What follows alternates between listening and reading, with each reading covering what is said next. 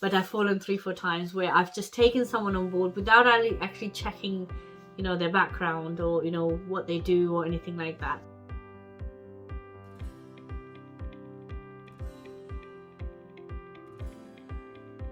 Hi entrepreneurs, welcome to Entrepreneur's Diary. I'm Gisela Lyshetti. It's so good to have you. Okay, so today we're going to talk about KYC. And no, it's not a YMCA song or anything, but it's called Know Your Customer. What is Know Your Customer? So, and this is something that I had to learn, because in the beginning when I started, I would just take any random customer because I was I was excited, I was happy that there was someone who's inquiring and that I wanted to have that person in the organization. I wanted to have the business, I wanted to have that portfolio onto our client list added. But and I've fallen probably 3-4 times. I know, right? I did learn, but I've fallen 3-4 times where I've just taken someone on board without actually checking, their background or, what they do or anything like that. So Know Your Customer is all about doing sort of almost like a background check on your customers to see if they're able to fulfill what they say. So in my case, this customer, if I was to talk about one particular that I remember, and I am not traumatized, but I've learned a good lesson. There's one particular person who didn't incorporate his business, and he wanted to do it as a startup. He didn't want to sign any paperwork because he said, "Oh, we'll do it later. Don't worry about it. It's fine." And then later, now when I actually, if I did my KYC, I would have seen that he had many different other businesses that he dissolved in his name. He had a lot of charges on him. He didn't pay invoices. He had reviews just on Google. Really, he had reviews like he didn't pay invoices. That he can become very rude, like all of these things. And I was just like, oh, now I'm thinking, oh, this is like, I should have done it. I should have known. I should have checked. So things what I do for a Know Your Customer or KYC is I check on Companies House. Who are the other directors? Who are the other stakeholders? When was the company incorporated? If it's not incorporated, is it that if it's not a limited company, is it a sole trader? Do they have the UTR number? These kind of things I kind of ask. I also check out their LinkedIn profile, their actual social profiles, their professional profiles, also to gauge what this person is doing. And I ask them questions. More importantly, I ask them things like, what is your, how do you intend to run this business? Do you have free time to do so? How are you funding the business? And I'm very strict on saying, we must sign a service level agreement. And the reason I check Companies House is on the service level agreement. I always like to have the director. I have had a case where someone has tried to sign the agreement, but they're not actually listed on Companies House. So I was just like, who are you in relation to the business? And they said, oh, I'm the secretary. So I said, oh, that's amazing, but you're not the named person on the business record. So I need to have the director sign this agreement if he's happy with everything that's been discussed. And I'd also like to speak to him if it's possible. If it's not, then I understand, but he needs to give you a letter of authority saying that you can act on behalf of his business, because otherwise, if anything goes wrong, then you signed it and it's not actually legally binding because you're not the one who is responsible. So I always check out the size of their business as well. So for us, the marketing goal and the marketing strategy changes depending on the size of the organization, the size of budget that they have, and the size of the clientele that they're looking for. So for example, if it was a small business that's doing a local marketing, who's not started, who's got one-man band, he cannot sustain 1,000 orders. If it is a retail giant like Amazon, for example, they can sustain thousands and thousands of clients. So the marketing will change, and the budget will change, and the amount of workload will change. So that's why it's really important to know your customer, so that you know what their background is financially. what their likes and dislikes are. How can you speak to them? Why did they choose you? I mean, I always like to ask my clients this sometimes. Why did you choose me? What is it that you liked about Marketing Forever? What did you like about any of my other businesses? What is it that you liked?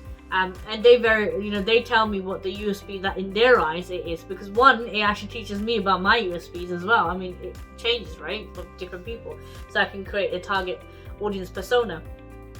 But also, it allows me to build a better rapport with them, because then I know, okay, so this is the expectation that they have of me, and this is the reason that they chose me. So let me try and fulfill this. So that's one other thing why I like to ask them as well.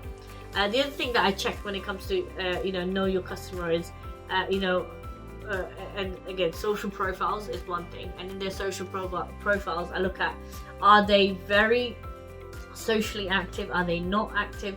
And the reason why is because mostly when someone takes social media, they wouldn't understand social media. If they don't use it themselves, they don't understand the ins and outs of social media. So the expectation could be that they want it like this. But marketing is not something like this unless you have advertisement, which you can switch on, switch off. So I want to know where I need to manage expectations. So I usually have a look at their social profile, say, hey, I can see that you're very active on LinkedIn, you're getting quite a number of likes and so on. So that can also help us boost this profile, and we need to do the same thing, or give them tips and tricks on that respect as well.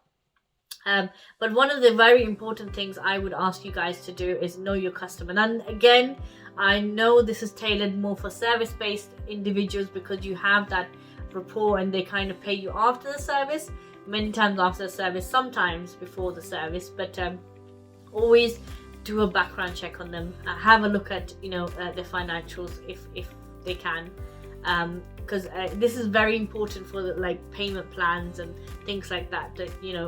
Because I've had a client who was very enthusiastic, was happy to go for it, started off, we created the website, they paid up front, and then they had a payment plan set out, and then actually 3 months down the line they couldn't fulfill the payment plan, and there was nothing I could do, because they bankrupted and they liquidized their company, although it's just a startup. But I mean, always make sure that the capital's there. And yes, I mean, yeah, it can happen, but I guess with payment plans and loans and things like that, it's a complete different ball game, and you've got to see or do things that put into place, basically.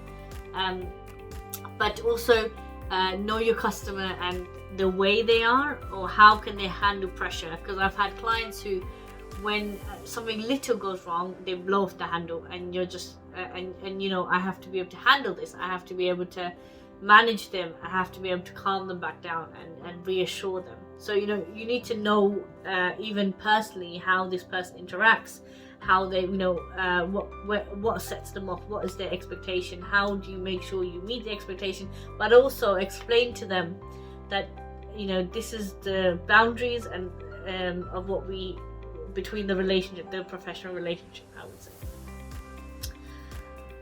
So for product-based business, how do you know your customer? Obviously, I mean, they're going to be using e-commerce, they're going to be paying through your websites, they're going to be taking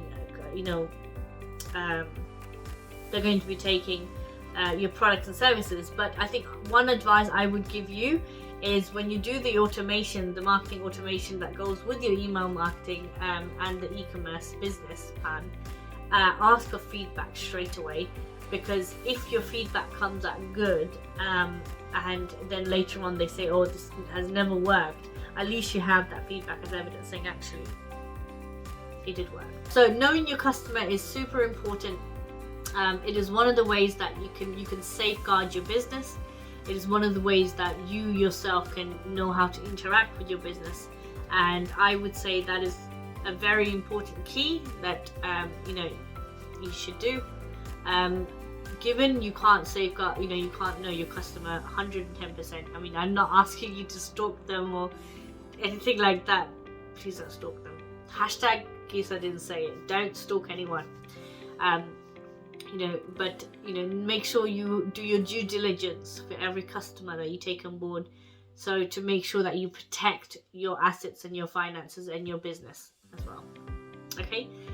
I hope this has helped you guys know your customer. If there's anything else that you do to check your background of your customer or know your customer better before you sign into a contractual agreement, do comment below. I would love to learn from you. I want to know what you do. And yeah, I mean, do it that way. I mean, I'll probably do an edition on know your supplier or your contractor as well, because that's really important as well, to know and understand as well. But make sure you like, share, and subscribe, guys, and watch out for the next videos. Thank you.